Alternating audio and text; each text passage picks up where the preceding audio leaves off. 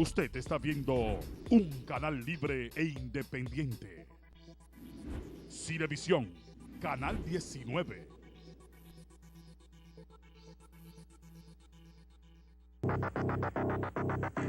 A partir de este momento, usted será testigo de un interesante debate sobre un tema político de interés general.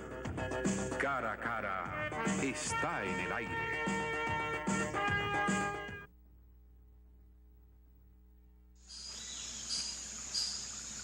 El ELN desde 1964 está hablando de paz. La organización siempre ha estado por el diálogo, tema que le corresponde a nuestro comando central de nuestra organización ELN.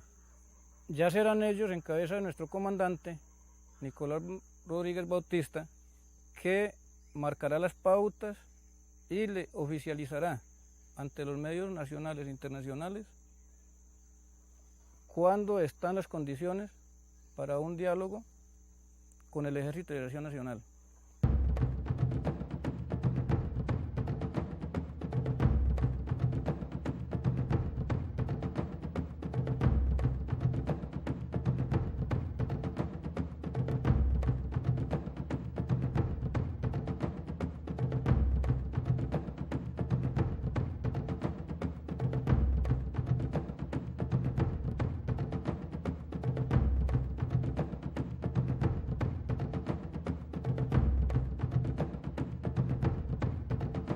Bienvenido a este su programa Cara a Cara, espacio donde siempre presentamos temas de interés general. Hoy vamos a hablar de una situación que en cierto modo ha sido superada en un importante país de América del Sur, Colombia. Y uno retrotrae el pensamiento hacia 1948, cuando estalla lo que se ha denominado en la propia historia de la política y de la misma Colombia como el gaetazo. Ocurre que Eleazar Gaitán, un carismático dirigente político de ese país, se enfilaba hacia la presidencia de Colombia. Y nadie así, ni siquiera lontananza, se le podía pegar en la posibilidad de que arrebatarle la presidencia de la República a Eleazar Gaitán. Y Gaitán fue vil y cobardemente asesinado por sectores de la ultraderecha de Colombia de aquella época, cuyos descendientes, y quizás todavía algunos de ellos, están vivos y haciendo y deshaciendo en contra de ese grande país. ¿Qué provocó el Bogotazo? Bueno, alguien dice, hablando de una forma llana y sencilla, que aquellos vientos trajeron estos lodos. Un querido profesor de la universidad, el doctor Freddy Gatón Arce, usaba mucho eso. Además, ya como dirigente histórico, fundador, director del periódico El Nacional de ahora, y gran poeta nacional, él usaba esa frase. Entonces, ¿qué sucede? Que aparentemente los izquierdistas, que todavía quedan muchos, y los guerrilleros, que poco a poco van inexplicablemente desapareciendo, y digo inexplicablemente puesto que las causas, los problemas por los que ellos lucharon en aquella etapa y más reciente, siguen iguales, casi iguales, y no solamente en Colombia, sino en otros países donde hubo guerrilla. La hubo en Venezuela, la hubo en Nicaragua, con un asterisco, porque los sandinistas ganaron la guerra como guerrilleros y fueron gobierno en más de un periodo como guerrilleros, y después fueron desplazados del poder y volvieron otra vez por la vía que les gusta y que le encanta a los norteamericanos, o sea, la democracia. Pero si quienes ganan las elecciones son gente leales a ellos, incondicionales a ellos, si no, ellos lo combaten, ellos le hacen la vida imposible y llegan al extremo inclusive de conspirar y hacerlo saltar, aunque hayan ganado esas elecciones en la urna. Casos Venezuela y otros países, y mucho más reciente, el de Dilma Rousseff en Brasil, que logró nada más y nada menos la increíble cantidad de 52 millones de votos, y aún así la hicieron saltar del poder los poderes, y va la redundancia, interno en Brasil y externo hacia esa gran nación. El hecho es que, por ejemplo, en Colombia, después de 70 años de lucha, en la que murieron decenas de miles, centenares de miles de colombianos, hubo un primer paso en ese sentido. Pasos en el cual nosotros tenemos nuestras personales reservas, porque ya ha habido acuerdos en ese sentido, inclusive la totalidad de los presidentes que han pasado por Colombia, incluyendo los últimos, tanto Santos, que era un genocida, como el anterior Uribe, que era nada más y nada menos que el ministro de Defensa del anterior presidente. O sea, Santos fue el matador de los guerrilleros, el matador de los izquierdistas, el matador de los opositores, y fue quien lamentablemente dirigió esas negociaciones que dieron pues al final un acuerdo, inclusive hacia el cual arrastraron desde Raúl Castro, el comandante Raúl Castro, hasta al Papa Francisco, que hay mucho que decir, porque había que lograr la paz en Colombia. Pero ¿cuál paz? ¿La paz de lo de arriba contra lo de abajo, o la paz a la inversa de lo de abajo contra lo de arriba? No. La paz que defiende Uribe, la paz de sus ancestros que han estado explotando a Colombia desde el año 1902, ese y el otro santo que está ahora en el poder, han sido los dueños de Colombia. Y oiga, de por qué el Bogotazo. Y entiéndase qué salió de ahí cuando Marulanda, Tiro Fijo, funda el Frente Armado de Liberación Nacional, el FRNEP, en el 48.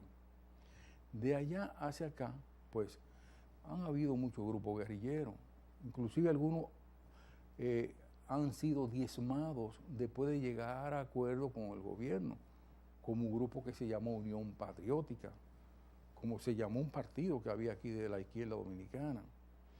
Y ese grupo, en cosa de pocos meses, más de 3.000 dirigentes de Unión Patriótica de Colombia fueron asesinados. Y ya más en estos tiempos, con el acuerdo de la FARC y el gobierno, en plenas conversaciones, fueron asesinados muchísimos líderes históricos de ese frente guerrillero, que estaba en 29 puntos distintos de Colombia. Inclusive una porción ocupada por los guerrilleros hace muchísimo tiempo era del tamaño precisamente de este país, la República Dominicana, 48.000 kilómetros cuadrados. ¿Qué pasa? Que por un lado se llegan a esos acuerdos, a conversaciones, de las que prácticamente no se logró gran conquista para el pueblo colombiano, porque ¿dónde están, qué por ciento dieron las oligarquías y logró el gobierno quitarle a esos sectores? Eso ya era imposible. Del 87% de la tierra colombiana, Colombia es un gran país. El 87% de la tierra está en manos de poderosos, terratenientes colombianos. Y un mínimo por ciento está en poder del pueblo y de algunos sectores ahí que no tienen muchas incidencias. Pero ahora resulta que ya se llegó a un acuerdo, no se ha tocado a un sector que debió haber sido quizás el primer punto de discusión o el segundo punto de discusión de la agenda de ese acuerdo, de esa tanda de conversaciones que se tendieron hasta La Habana. Debió haberse tocado el papel de ahí en adelante de los paramilitares, que siguen como si nada hubiera pasado en Colombia. Ese grupo de terroristas, criminales, gente sin alma, que todavía existen y que no han sido llamados a capítulo, ni han sostenido acercamientos ni negociaciones alguna con el gobierno, ni en territorio colombiano ni fuera de Colombia, fueron dejados al lado, marginados por el gobierno colombiano.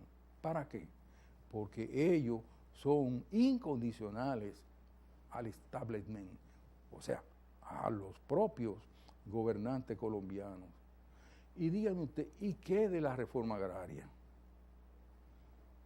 Es un país que la casi totalidad de su extensión territorial está en manos de la oligarquía de ese país, Colombia. ¿Y qué pasó ahí? Las reformas agrarias, en cualquier cambio, en cualquier revolución a nivel mundial, desde la del 17 en la Unión Soviética hasta la más reciente en Cuba, las conquistas es para los campesinos y los obreros, la gran alianza. ¿Qué consiguió un sector y el otro sector? Nada. Eso yo no entiendo. ¿Qué se sacó en claro, señores de la FARC, señor del RM? Yo no sé, yo no comprendo esto. ¿Qué pasó ahí? Porque ellos quieren iniciar la democracia de este sistema, a la democracia que ellos estamos combatiendo durante 70 años. Ese tipo de ensayo que nunca ha cuajado, porque la democracia no existe tampoco. Así como, por ejemplo, la etapa alta del socialismo, el comunismo, nunca ha existido ni siquiera en la Unión Soviética. Entonces, ¿qué ha sucedido?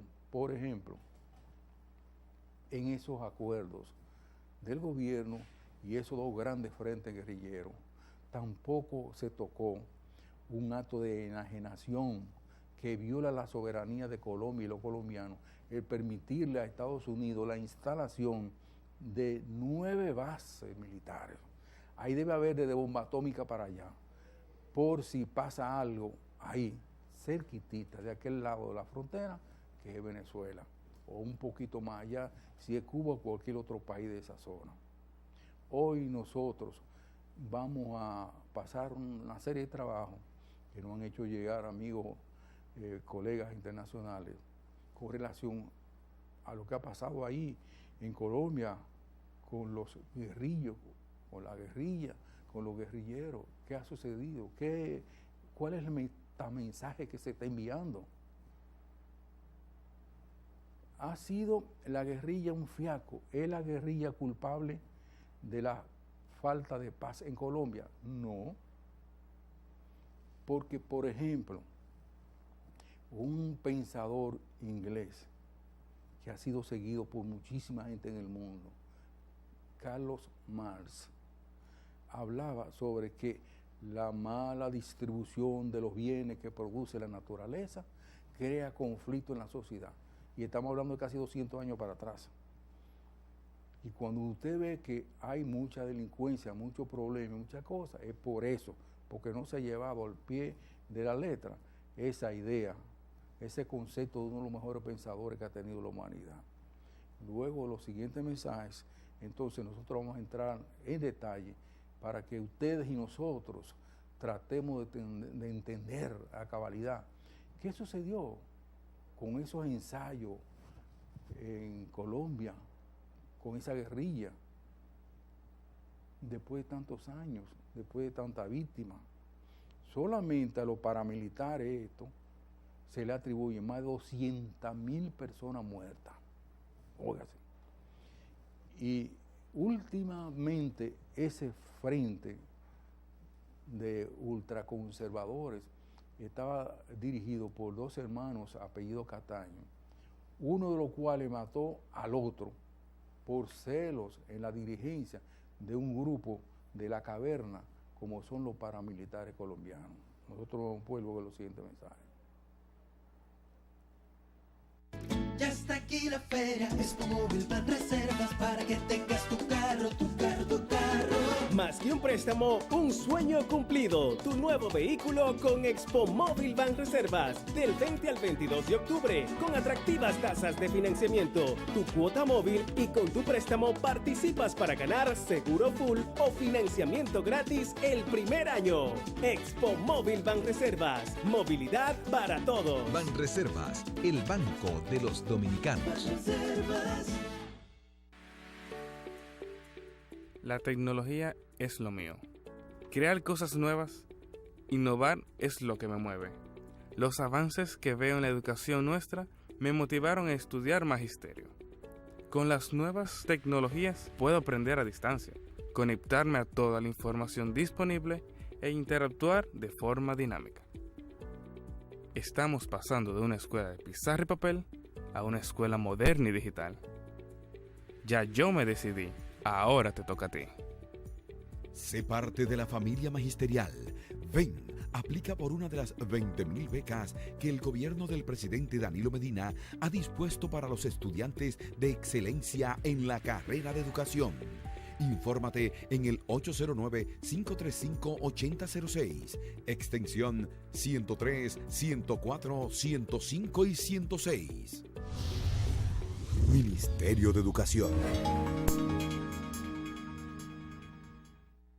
El Banco Central de la República Dominicana informa que a partir del 4 de octubre de 2017 circulará un billete conmemorativo y de circulación de 500 pesos dominicanos, serie 2017, con motivo del 70 aniversario de esta institución.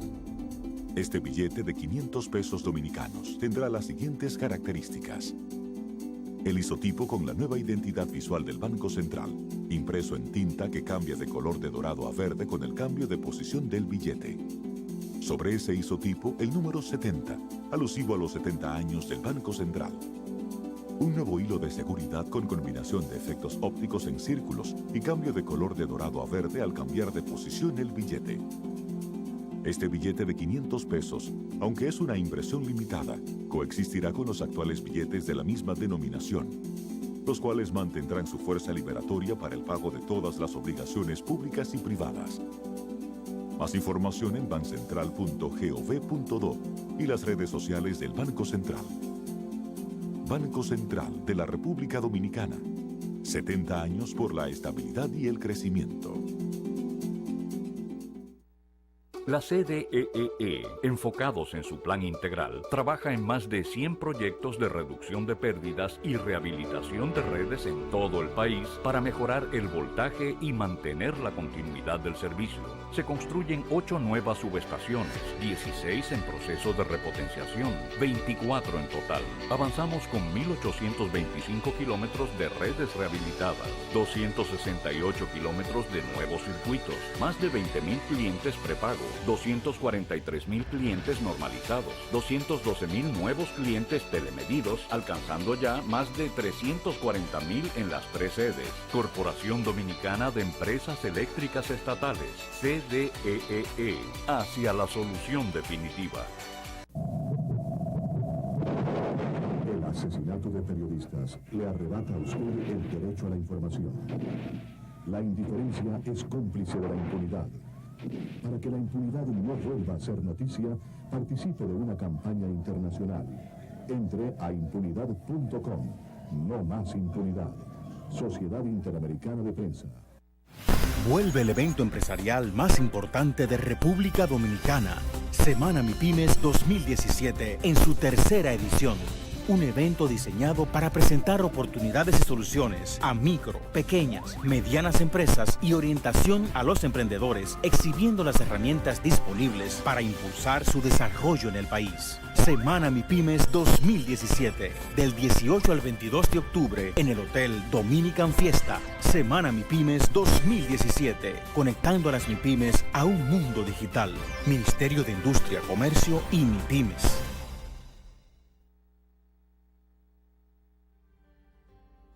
En Los Minas yo viví alquilada, pagaba 6,000 pesos. Y automáticamente tú la pagas, te hacen el recibo y te lo entregan. Y ese me va corriendo y no es suya.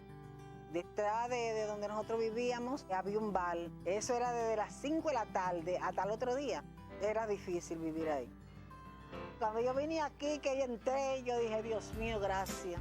Es una tranquilidad que no te imaginas. El presidente, eso fue una visión positiva que él tuvo, porque mucha gente no puede adquirir vivienda al costo que hay ahora en el mercado.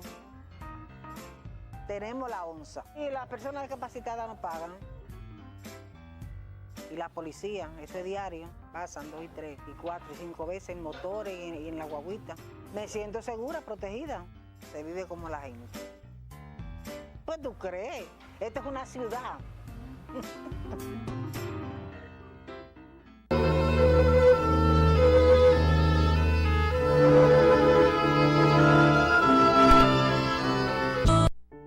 Todos ellos sufren la pena de haber perdido a un hijo, un esposo, un padre o un compañero de trabajo.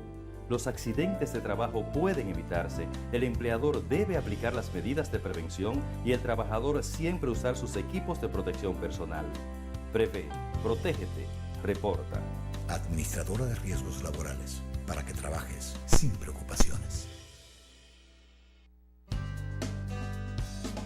Hoy es la oportunidad de estar con los que quiero. Hoy doy un paso hacia mis metas. Hoy apoyo a los demás. Hoy se toman grandes decisiones. Hoy está en tus manos. Tu mundo empieza hoy. Marzo de 1994, las FARC llegan al barrio La Chinita y matan a 32 personas, incluyendo a niños y mujeres. No solamente fue La Chinita, fueron infinidad de masacres donde caían de lado y lado, porque el Estado no impidió en ningún momento esa forma en que se fueron enfrentando y más bien poco a poco fue el paramilitarismo dándole oxígeno a algunos desmovilizados para que se integraran a ellos y sobre esa base apoyarse para enfrentar a las FARC. La Casa Castaño crea una escuela donde los exguerrilleros del EPL se convierten en paramilitares. Si un desmovilizado está en su casa y llegan y le asesinan sus hijos o le asesinan su madre porque no lo encuentran a él, yo creo que es muy difícil uno decir cuál será la reacción que toman. Los Castaño fortalecen su organización y se constituyen en las autodefensas campesinas de Córdoba y Urabá, ACU, pero circunstancias confusas dan un giro radical a la historia de los hermanos. La versión que yo tengo es que se encontró efectivamente con un muchacho desmovilizado. Y hubo como una discusión, se conocían y el muchacho sacó y le pegó un tiro. No fue en combate, eso no fue cierto, no hubo ningún combate. Fidel muere en 1994. Carlos esconde la muerte de su hermano y llega incluso a dar una entrevista en su nombre. Me imagino que de pronto Carlos pensó que si contaba que Fidel estaba muerto, pues ya se iba a acabar ese mito, ya se iba a acabar esa leyenda, esa creencia que todo el mundo lo veía como un salvador porque combatía la guerrilla. Carlos era bien explosivo, pero a partir de la muerte de Fidel se volvió peor. Por todo se enojaba, un temperamento totalmente irascible, comenzó a beber mucho. Y el odio tan horrible que sentía por sus enemigos se incrementó hasta creo que al tope máximo. Que me juzgue el mundo por guerrerista, pero no soy guerrerista. Hoy en día digo, vamos a guerrearla, vamos a pelearla. A mediados de los 90, la Casa Castaño lleva más de una década metida en la guerra contra las guerrillas y contra el capo Pablo Escobar. Fidel Castaño es asesinado. A los 29 años, Carlos, su hermano menor, asume el mando del grupo de autodefensa. La autodefensa está para defenderse y para defender el interés de las personas honestas en Colombia, no solamente de la guerrilla, sino también de algunos personajes apátridas que se les olvida que aquí hay una nación que defender. ¡Alumbro! ¡Ahora!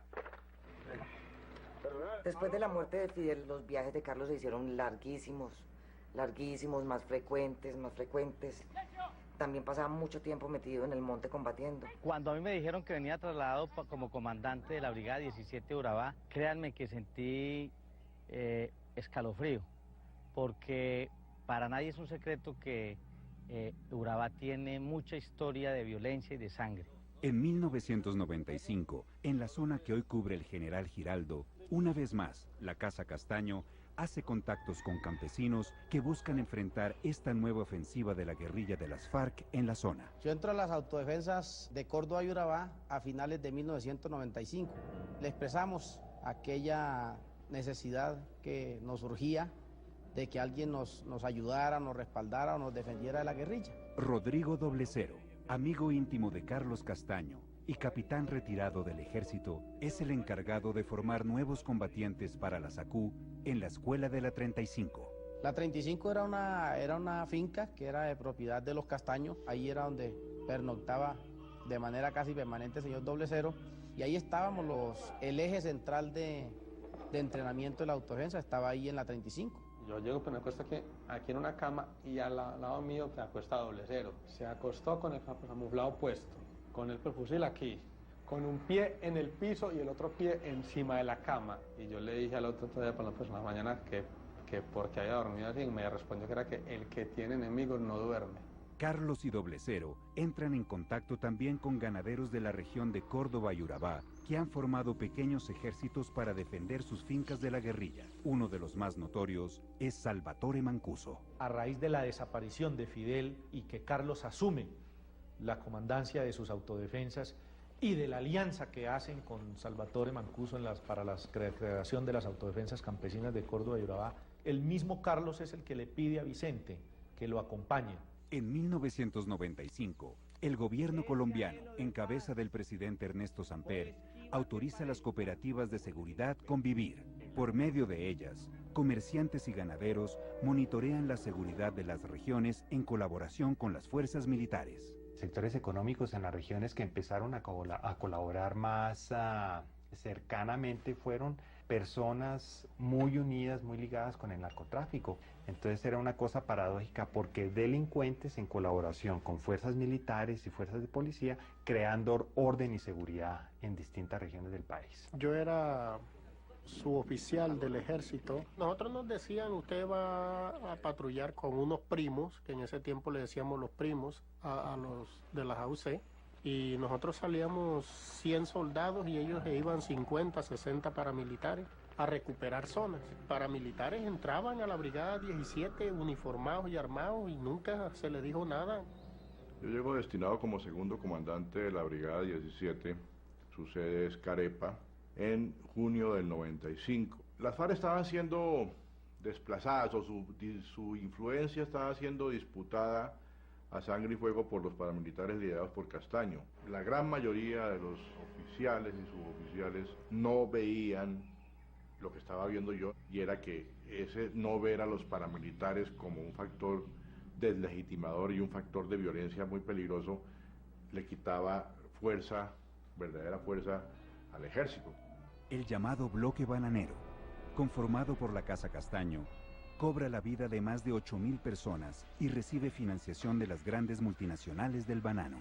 Chiquita Brand, empresas, la empresa norteamericana, han confesado ya ellos ante la justicia norteamericana que daban 3 centavos de dólar por caja exportada. Pues estamos hablando de 13.5 millones de dólares. En 1997, Human Rights Watch denuncia que algunas convivir son manejadas por paramilitares. Varias licencias son revocadas. Han habido muchas indicaciones por algunas violaciones a los derechos humanos por parte de algunos de nuestros hombres. Eso no hay que ocultarlo. Yo creo que hay momentos en la guerra en que el poder del fusil se impone sobre las ideas, desafortunadamente. Además de Urabá, cientos de grupos de autodefensa se han conformado a lo largo y ancho de Colombia. Carlos y Vicente Castaño planean su siguiente estrategia. Carlos Castaño en el 96 me contó de que tenía un proyecto ambicioso y era convocar a todos los demás grupos de autodefensa de todo el país para ver si se conformaba un grupo nacional que se llamaría Autodefensas Unidas de Colombia. Las autodefensas desde el Putumayo hasta la Guajira, desde Tumaco las autodefensas hasta la Arauca hoy, bajo una sola bandera. Las Autodefensas Unidas de Colombia por Colombia. Después de una violenta ofensiva paramilitar en Córdoba y Urabá, en 1997, los hermanos Carlos y Vicente Castaño conforman las Autodefensas Unidas de Colombia, AUC. Deciden incursionar en el sur de Colombia, Fortín de las FARC. Su primer objetivo, la población de Mapiripán. 140 paramilitares parten en 2 aviones desde la región de Urabá. Miembros de las fuerzas militares y autoridades aeronáuticas se encargan de encubrirlos. La impunidad da pie a una de las masacres más aterradoras de los últimos años en Colombia. A través de la masacre que se hizo en Mapiripán, lo que se buscaba era, en la guerrilla y sus colaboradores, aterrorizarlos de tal manera que el que estuviera por ahí cerquita y fuera colaborador de guerrilla, tuviera que irse de la región de una vez. La masacre comienza el 15 de julio de 1997 y durante 5 días los paramilitares imponen el terror. Más de 50 personas son asesinadas con crueldad y sevicia. Para la fecha, Gómez Méndez es ahora fiscal general de la nación. Y yo comienzo a pedir al ejército ayuda para que los fiscales pudieran penetrar. Y pasaban los días y la ayuda no llegaba. Hasta que yo llamé al presidente Samper y le dije, están obstaculizando la investigación. Mapiripán lanza la escena nacional a los hermanos Castaño. Y empezaron a recibir llamados de grupos de ganaderos, grupos de comerciantes en distintas regiones del país que estaban siendo amenazados por extorsión, por secuestro de la guerrilla. Los comandantes acumulan tierra por toda Colombia al convertirse en dueños de los territorios que liberan de la guerrilla. Vicente, escuché decir algún día que era la persona que tenía más tierra en este país y escuché decir que tenía alrededor de 1.500 fincas. Toda la tierra obviamente no era bien adquirida, pero era el fruto de una guerra. Así se llama eso, botín de guerra. Las zonas retomadas por las AUC cuentan con laboratorios y cultivos de coca que antes manejaba la guerrilla. Es entonces cuando narcotraficantes empiezan a comprar franquicias paramilitares. Compraba la gente a 25 millones de pesos cada hombre armado y equipado y compraba la zona donde estaba. Por 25 millones de pesos por hombre, unos $15.000 de la época, Vicente Castaño vende franquicias. Decenas de narcotraficantes se convierten en comandantes de bloques paramilitares. El negocio enriquece a las AUC, pero afecta la unidad de la organización. Carlos Castaño, por su parte, sale a la luz pública. Un día en El Colombiano, en la carta del lector, aparece una nota firmada por Castaño, un correo muy chiquitito, ¿no? Donde él decía algo así como que él escucha que acusan a las autodefensas de crímenes horrendos. Entonces él pone una dirección de correo y dice que si alguien le demuestra que eso realmente es así, él dice algo así como que estoy dispuesto a renunciar, a dejar todo, a dedicarme a otra cosa. Y yo le mandé un email. Y la pregunta básica era esta: señor Castaño, ¿usted no mide el costo humanitario de las acciones que hacen? Carlos Castaño lanza una campaña mediática que incluye entrevistas a canales de televisión y a medios impresos, el lanzamiento de su página de internet colombialibre.org e incluso la publicación de su biografía autorizada. Aunque la gente pensaba que el jefe máximo era Carlos Castaño, que era el que daba la cara al país, pero el verdadero jefe de la autodefensa era Vicente Castaño. Después de decenas de correos electrónicos, Carlos Castaño pide a Juan Rubini, profesor de geopolítica venido de Argentina, una sesión personal. Cuando me ve entrar, avanza hacia mí y me extiende la mano. Me dice, es el profesor Rubini, es un hombre de la academia, y nos va a explicar cómo ven desde el exterior la guerra en Colombia, el conflicto en Colombia. Bueno. Entonces él de alguna forma quería entender el mundo para que el mundo lo entendiera a él, pero el mundo no daba ningún paso para él entenderlo. El presidente Pastrana fracasa en su intento de paz con la guerrilla de las FARC. Carlos Castaño se reafirma en su posición de derrotar a la guerrilla con las armas. Si la guerrilla sigue burlándose del país y el gobierno sigue entregando a la nación, ¿cómo vamos a pretender quedarnos quietos? Colombia se prepara para nuevas elecciones y con bloques paramilitares controlando más de la mitad del país, la Casa Castaño decide extender su influencia a la política. Llegaron las elecciones y dijeron, bueno, ¿cómo vamos a consolidar esta influencia territorial militar que tenemos? ¿Cómo vamos a consolidar esto en términos institucionales políticos? Ya hubo zonas donde determinado partido no podía entrar, donde nombraban a los alcaldes propuestos por las autodefensas. Comenzaron las campañas para el Congreso de la República 2002-2006. Y fue así entonces cuando tuve el primer contacto directo con un jefe de las autodefensas, conocí a Ernesto Báez. Le decía a los campesinos que tenían que estar atentos a los presupuestos municipales, que las regiones donde ellos tenían dominio político y militar tenían que ser regiones muy ordenadas, y la gente se apasionaba con vivas y aplausos. Saqué una libretica que tenía en un bolsillo de un pantalón y dije, esta es mi plataforma para lanzarme al Congreso. A punta de masacres y violaciones a los derechos humanos, en menos de 10 años, Carlos y Vicente Castaño han sacado a la guerrilla de regiones que dominaron por años. Su objetivo ahora es tomarse el Congreso de Colombia. Así es que en el momento en que el gobierno colombiano considere conveniente que debemos escucharlo y que nos escuchen, ahí estamos prestos a eso. En el año 2002, Carlos y Vicente Castaño, al igual que decenas de comandantes paramilitares, han hecho alianzas con políticos de varias regiones para llevar su poder armado al Congreso de Colombia. Comienza la etapa de la parapolítica. Llego yo al Congreso de la República, a mi posesión, el 20 de julio del 2002. Y con muchas suspicacias de muchos políticos que sabían que de algún modo Rocío Arias encarnaba ese pensamiento político de las autodefensas, decían, bueno, llegó una para acá al Congreso. Igual que Rocío Arias, más de 40% de los senadores y representantes del Congreso de Colombia tienen vínculos con las AUC. A la presidencia llega Álvaro Uribe Vélez, quien fuera gobernador de Antioquia durante la llamada pacificación de Urabá.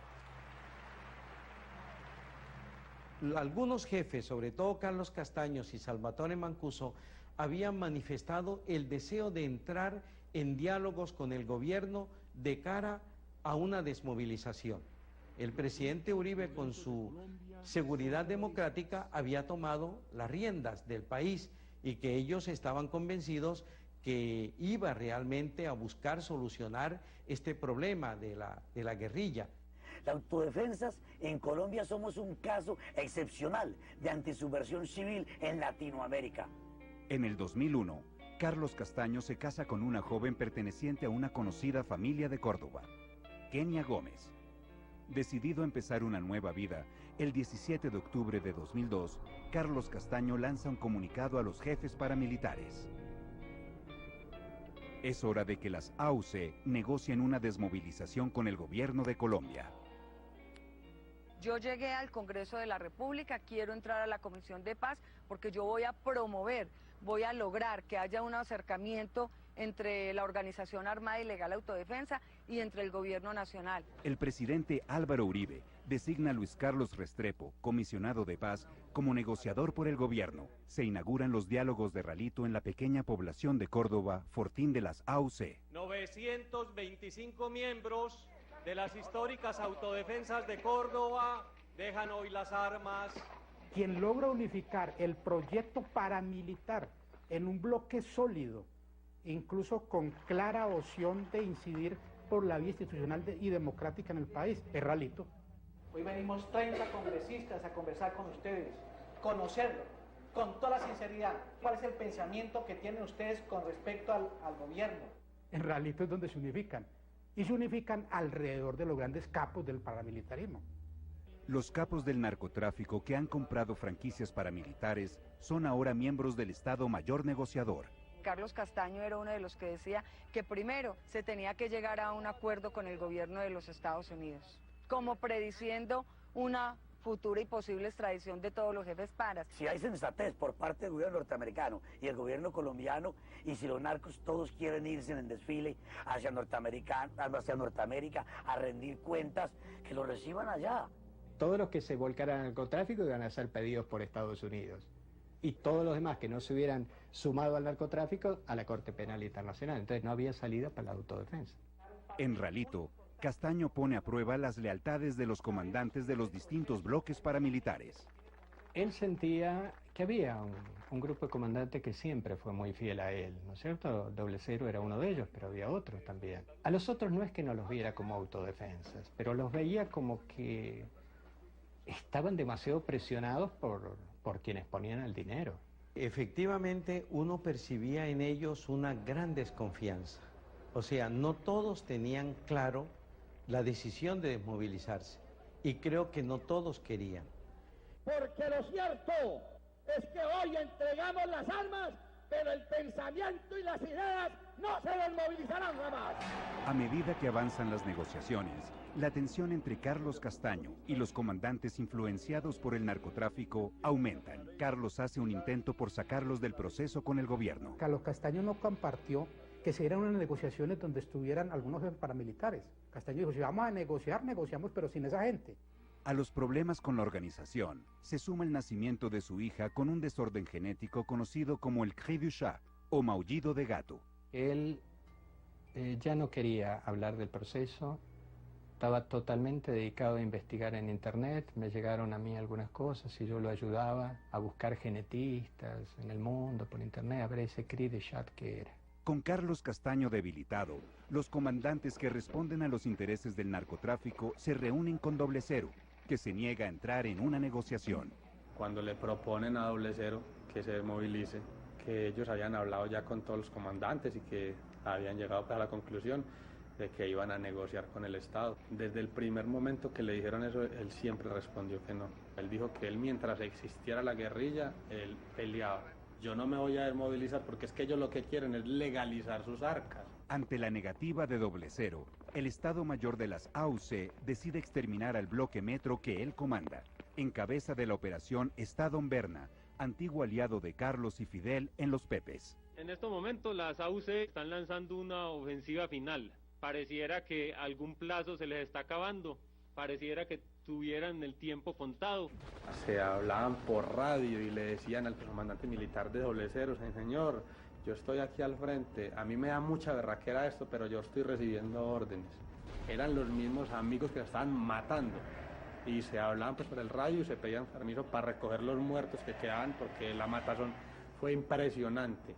Don Berna y otros jefes paramilitares le cierran además las puertas a Carlos dentro de la negociación. Nosotros entramos en la negociación si Carlos Castaño sale. Y efectivamente salió y se conformó el Estado Mayor negociador y ahí no estaba Carlos Castaño. Desesperado, Carlos le escribe a su hermano para que las AUC no pierdan el norte en su lucha contra la guerrilla. Los narcotraficantes envían un cargamento con droga marcado con el nombre de Vicente Castaño y hacen que éste caiga ante las autoridades para inculparlo por narcotráfico. Ahora lo tienen de su lado. Vicente le da la espalda a Carlos. Rodrigo Doble Cero es derrotado y huye a Panamá. Carlos Castaño se recluye en el Urabá, pero los dos amigos mantienen comunicación. Rodrigo Doble Cero logra tener un infiltrado que estaba al pie de Vicente Castaño, que era el jefe de seguridad. Entonces, la idea que tenían ellos era, cuando hicieran una reunión entre Vicente, Don Berna, y los que estuvieran de más eran ganancia, los asesinara. El atentado planeado por Carlos y por Doble Cero prende las alarmas de Vicente. Don Berna y el resto de los jefes paramilitares se reúnen y toman una decisión radical con respecto a Carlos Castaño. De esos mismos narcotraficantes que habían visto en él una palanca de negociación con el Estado, descubren que él, en su proceso de ruptura, está tan dispuesto a renunciar radicalmente a los narcotraficantes y al narcotráfico que deciden asesinarlo. Posiblemente desconociendo su suerte, Carlos continúa enfrentando a los narcos que se han tomado las AUC. Fue por eso que envió un comunicado, yo mismo lo leí allá en la mesa de negociación, donde él en unos puntos pues decía que por favor ninguno que tuviera vínculo con el narcotráfico directamente participara del proceso. El hecho es que después de leer ese comunicado, al día siguiente, Carlos Castaño fue asesinado. A sus 38 años, Carlos muere asesinado. Es que uno no se acostumbra a ver morir no en un combate con la guerrilla de las FARC. Y si ocasionalmente fui su comandante guerrillero, seguramente lo vamos de baja. Ni a manos de sus enemigos. Mi papel era hacerles saber a los narcotraficantes que más temprano que tarde la lucha de la autodefensa tendrá que llegar al narcotráfico. Como Caín y Abel, es su hermano Vicente quien está detrás de su fin. Las Autodefensas Unidas de Colombia, AUC, controlan gran parte del Congreso de Colombia. Su líder natural, Carlos Castaño, ha sido asesinado por su propio hermano, y capos del narcotráfico se hacen pasar por comandantes paramilitares para negociar con el gobierno. Yo mismo lancé un pronunciamiento muy serio, porque yo no sabía quién lo había matado. Me parecía muy sospechoso que después de un comunicado de esta naturaleza, él hubiese sido asesinado. El proceso entra en crisis, pero Rocío Arias y otros políticos cercanos a las AUC le plantean una propuesta al comisionado de paz Luis Carlos Restrepo. Dijimos, esa es la propuesta, vamos a hablar con el comisionado de paz y vamos a proponerle al gobierno la importancia de que los jefes paras le den la cara al país. Finalmente se logró convencer a todos los jefes, la mayoría dijeron, vamos al Congreso de la República. El 31 de julio de 2004, Salvatore Mancuso asiste al Congreso de Colombia en compañía de otros jefes paramilitares. Piden penas no mayores de 8 años en cárceles agrícolas y se comprometen a reparar a las víctimas que afectaron. Es claro que los que actuamos en legítima defensa al servicio de la patria debemos tener un trato justo. El proceso avanza a regañadientes. Hubo momentos en que Salvatore Mancuso se levantó de la mesa, golpeándola.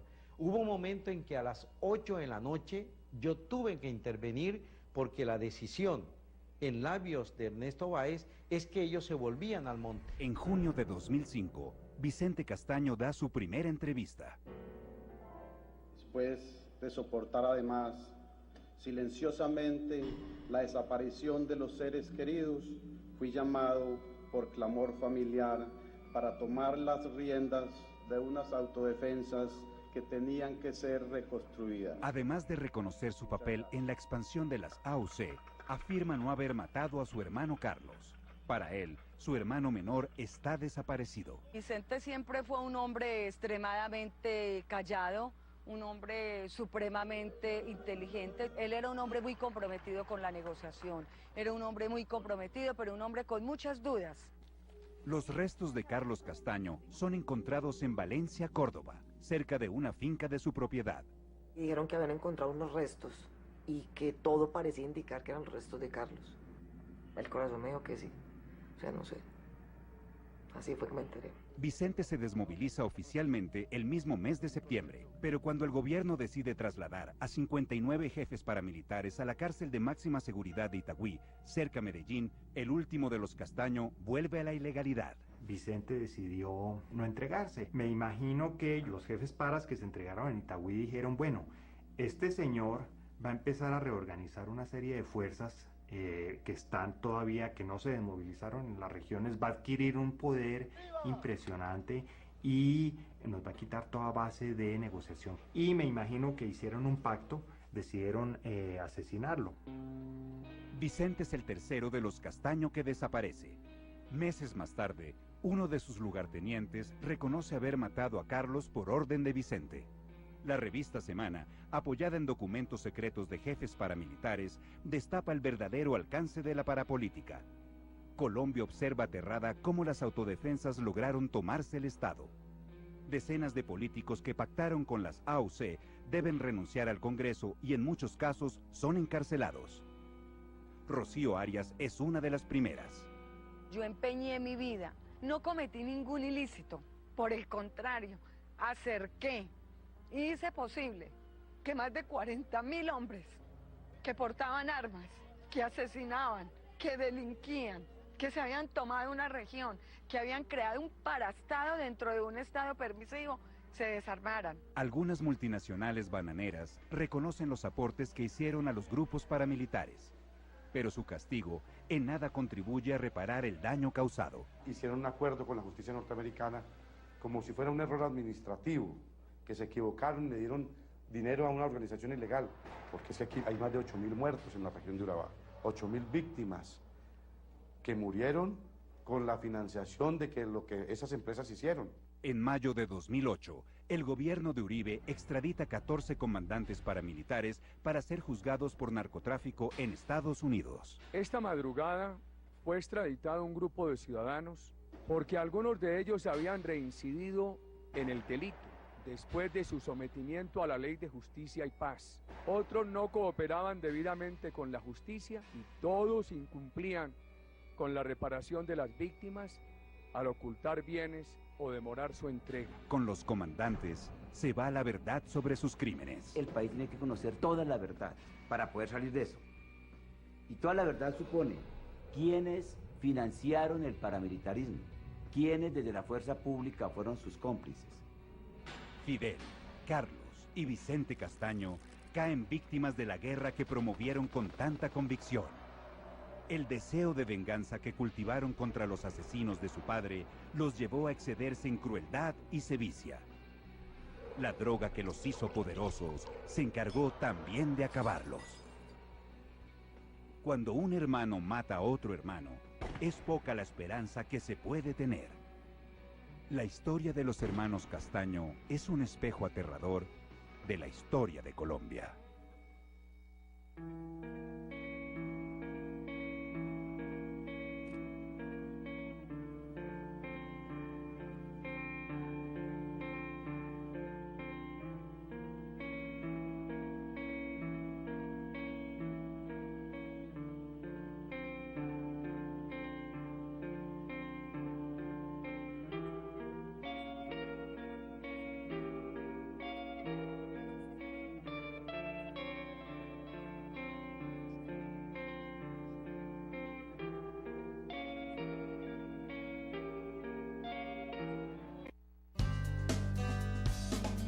Hoy es la oportunidad de estar con los que quiero. Hoy doy un paso hacia mis metas. Hoy apoyo a los demás. Hoy se toman grandes decisiones. Hoy está en tus manos. Tu mundo empieza hoy. El gobierno colombiano y la guerrilla Ejército de Liberación Nacional han dado las órdenes necesarias para que el próximo domingo comience un alto el fuego bilateral de 101 días, el primero en 53 años de existencia del grupo rebelde. El diálogo entre ambas partes, que comenzó en febrero pasado en Quito, parecía no estar dando frutos hasta que el 4 de septiembre se anunció este alto el fuego. Siga, compañera. No solamente se paralizan las acciones ofensivas entre las partes, sino que se llevarán importantes alivios humanitarios a la población colombiana. El alto el fuego terminará el 9 de enero de 2018 según el decreto, aunque el presidente colombiano aseguró que puede ser renovado. Las fuerzas militares y de policía, y que quede muy claro, continuarán cumpliendo con sus deberes constitucionales en todo el territorio nacional. Esta misma semana la petrolera estatal Ecopetrol denunció varios atentados contra un oleoducto en los departamentos de Norte de Santander y Arauca, que fueron atribuidos al ELN, que tiene una fuerte presencia en la zona.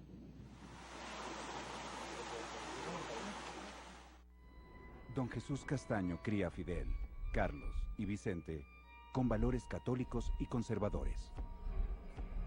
Fidel incursiona en el contrabando y el narcotráfico. Vienen los lujos, los vinos franceses y el gusto por el arte. Fidel era todo un gentleman. Él era de habanos, de coñac. Don Jesús es secuestrado y asesinado por la guerrilla. Los Castaño juran vengarse. La pulsión de la violencia y la pulsión del arte son las mismas. Los hermanos organizan a ganaderos, comerciantes y militares para enfrentar a la guerrilla. El enemigo de tu enemigo es tu amigo. Aniquila a tu enemigo de la forma que sea, si tengas que hacer pactos con el diablo.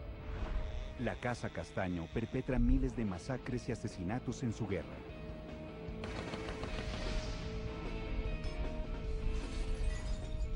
Fidel muere y Carlos asume el mando. Usted piensa que está liberando a Colombia, pero el mundo lo está viendo como un criminal. Financiados por el narcotráfico, los Castaño expanden un ejército de más de 15.000 hombres. no midieron las consecuencias en la medida que ellos dejaban que los narcotraficantes cogieran demasiado poder en las autodefensas. En la cúspide de su poder, los hermanos se enfrentan y como Caín y Abel, uno mata al otro. Esta es su historia.